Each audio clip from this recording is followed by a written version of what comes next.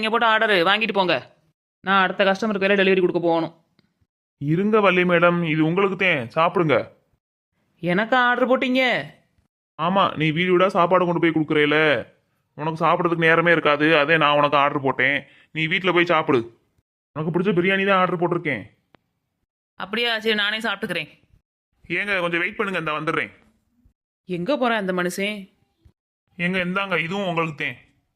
இது எதுக்கு? ஏங்க இன்னைக்கு என்ன நாள் தெரியுமா? இன்னைக்கு என்ன நாள்? புதன்கிழமை. ஏங்க அது இல்லைங்க, இன்னைக்கு லவர்ஸ் டேங்க.